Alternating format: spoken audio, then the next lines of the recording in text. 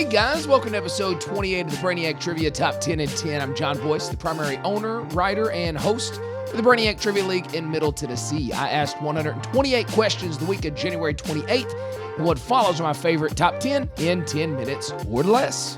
Number 10. Multiple choice to get us going in episode number 28.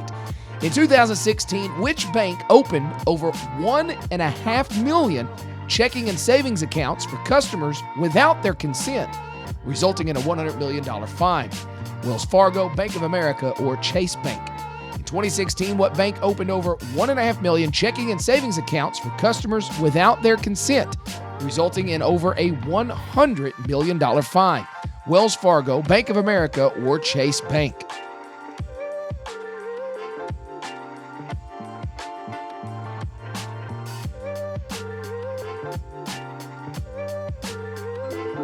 So you'd think this might be a bank that wouldn't be around anymore, but no, they're just still chugging on along. Wells Fargo. Number 9. Fact or crap for this one, 50-50 shot. Yankee Candle started after the original owner could not afford to buy his mom a Christmas present and melted down crayons to make a candle for his mom.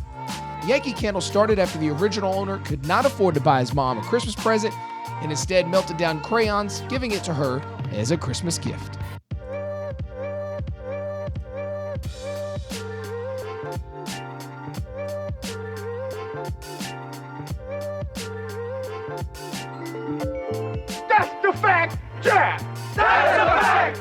Yeah, Michael Kitteridge, back in 1969, at 16 years old, decided to melt down some crayons, giving it to his mom, and from that little nugget bloomed Yankee Candle.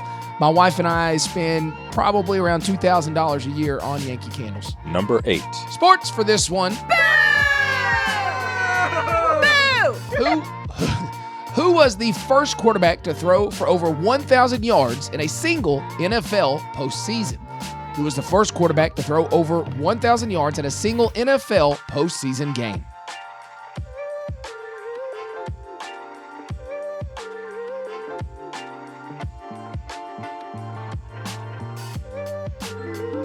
Back in 1984, in 3 games throwing 1,001 yards. First quarterback to throw for over 1,000 in a single NFL postseason, Dan Marino. Number 7. Entertainment on this one. What floor was Jerry's apartment on the hit television show Seinfeld? What floor was Jerry's apartment on Seinfeld?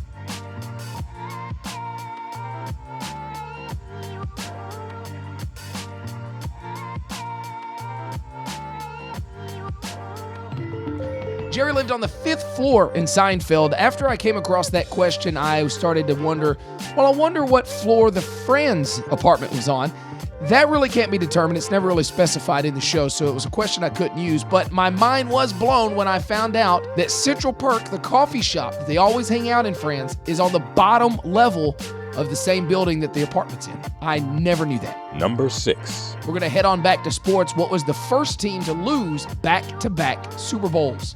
What was the first team to lose back-to-back Super Bowls?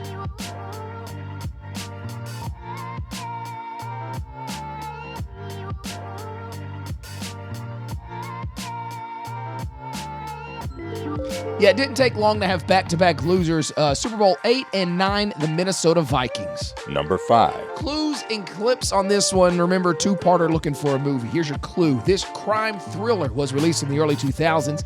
It was adapted by a graphic novel with the same name. Mostly filmed in the city of Chicago, the film was nominated for 6 Academy Awards.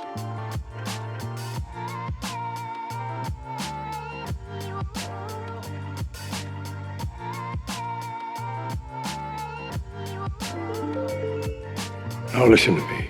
I tried to avoid more bloodshed. You wouldn't accept that, so I did what was necessary. But I've always loved you like a son, and now I'm telling you, leave before it's too late.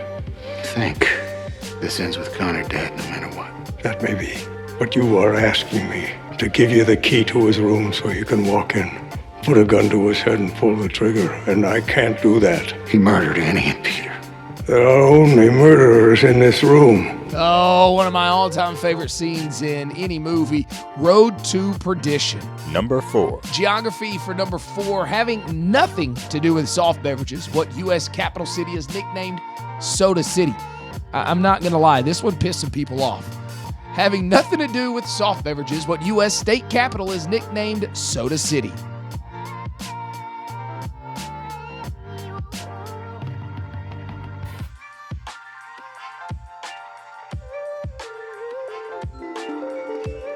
Soda City is Columbia, South Carolina. It is only that because when it is abbreviated, it spells cola. Yeah, not gonna lie, there were a lot of upset people in the restaurant that night. Number 3.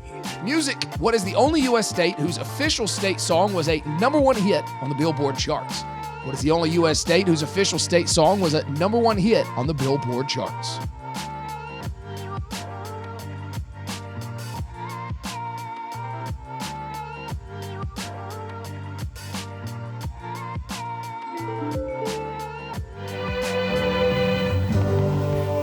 Georgia, Georgia, the whole day through. That's right. The state song of Georgia is Georgia on My Mind by Ray Charles. Number 2. Arts and literature, actually, for the final two. Here in number 2, almost universally believed to bring about bad luck or even disaster to speak the title of which Shakespeare play while backstage at a theater. Almost universally believed to bring about bad luck or even disaster to even speak the title of which Shakespeare play while backstage at a theater.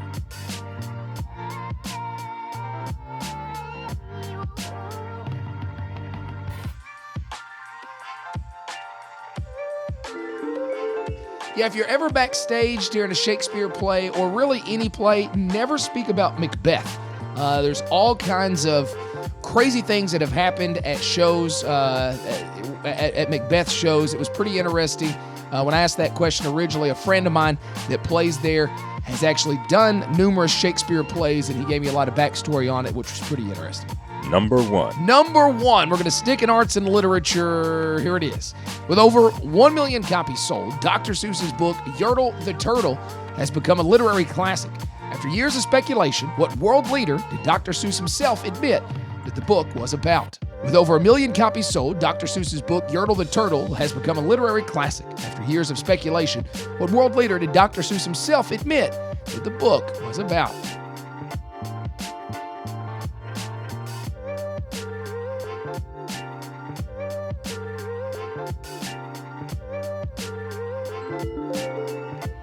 Well, only one of the worst people to ever walk the planet, Adolf Hitler, is the correct answer. Yertle's dictatorial rule of the pond and takeover of the surrounding area parallel to Hitler's regime in Germany and invading various parts of Europe.